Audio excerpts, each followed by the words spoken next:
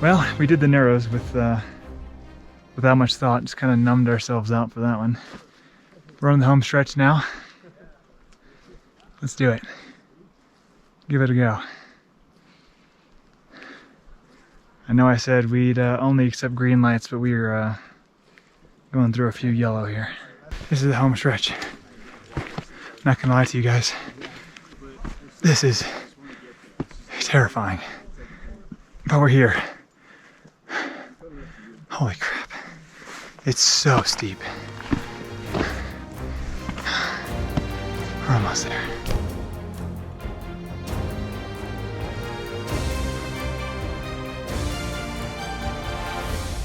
The summit.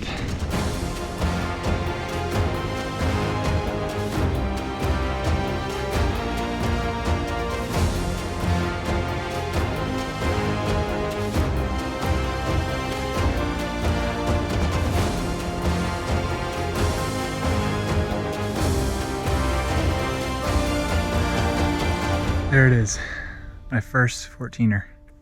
Only 7.5 more miles to go, plus all of the scrambling in the trough to get through, and I'm not loving that.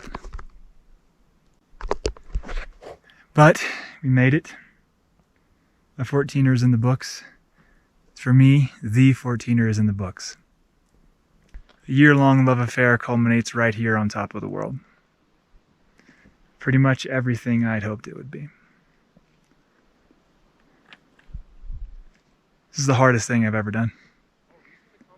Mentally, to get over the hurdle of how steep this place is. I genuinely did not think I could do it. There was a lot of points I thought I was going to turn around. This was a battle, me versus me. I'm damn proud of myself.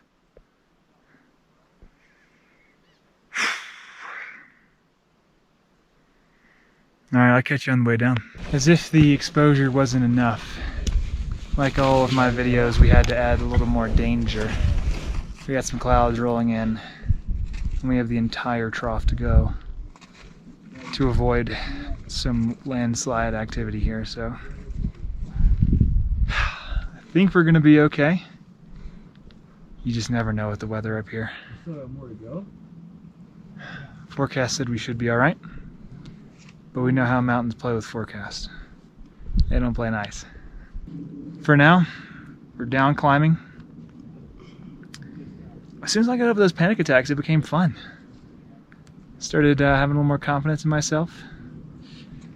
Because I'm a pretty good route finder and I'm a great scrambler, and I just had to remember that. So, stoked for myself and Brandon. Thanks. Alright, we'll see you guys at the bottom of the trough.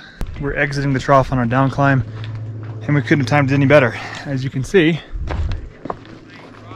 things are getting sketchy as far as the clouds go. This was kind of the place I wanted to be out of before the rain came, in case there was any landslide activity. It's all loose rock.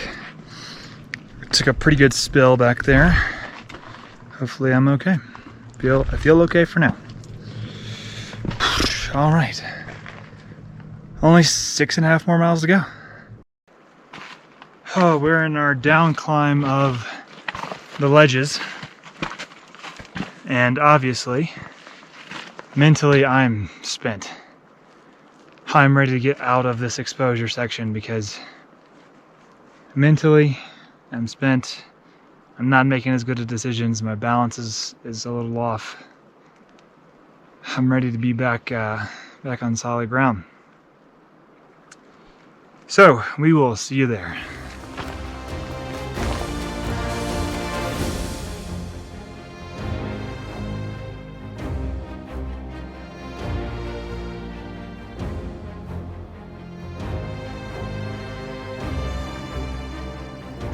Man, I've fallen apart in the last 2 minutes.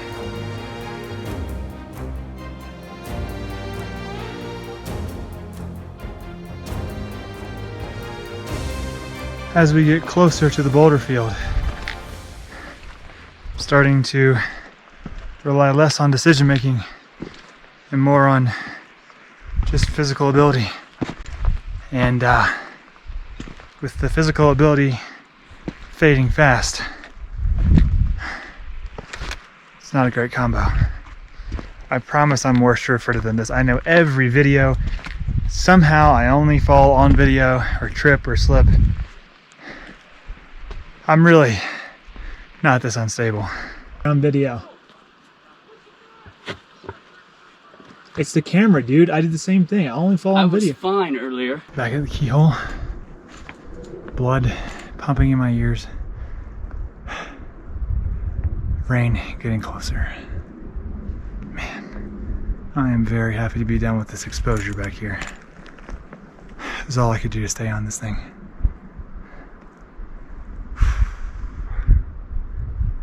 5 more miles, maybe 4? I don't know. Well, guys, we're in a bad way. As you can see, I've been separated from Brandon by a good bit. I somehow took a wrong turn and got way ahead of him. In worse news, we've got thunder and clouds all around. Exactly 0 shelter, miles from the tree line. I am beyond scared at this point, and hoping the mountain takes favor on us. So I'm going as fast as I can with my limited energy, and we're gonna hope for the best. Pretty much a worst case scenario here. You can see Long's Peak behind me. Doesn't look too friendly. Thunderstorms are kind of circling me. I've been separated from Brandon by a lot of miles, and I ran out of water with 5 miles to go. I'm just searching for the tree line at this point. It's amazing how when you have lightning as a motivation, you're no longer as tired as you thought you were. Apparently I had a lot left in the tank. I've been running this trail back. I think I'm somewhere within the last 1.5 miles. It's really hard to say at this point. It's hard to stand or walk. I still don't know where Brandon is. I'm estimating he's anywhere from an hour to 2 hours behind me.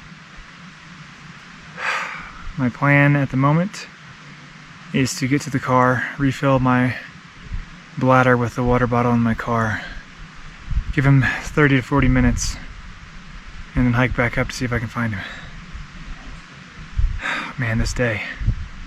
What a been Utah day. Well, surprise jump cut back in my apartment, and you'll notice that there's no footage of me looking for Brandon because despite my impeccable estimate of at least 1 hour ahead of him, he was only 20 minutes behind me. So before I could even lighten my pack and refill my water, he showed up at the car. Thankfully, super stoked he's alive. Wow, what a trip, what a day, what a 2 days. I've been up for like 36 hours. Let's just talk about some takeaways. I just want to wrap it up, put a button on it. My first 14ers in the book. How about that? Super excited. And it was everything they said it would be. It was awesome. It was brutal. It was long. It was hard. It was almost impossible at times.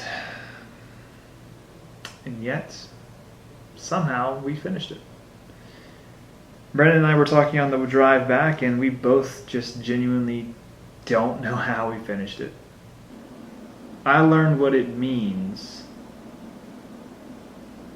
to face yourself and come out on the other side.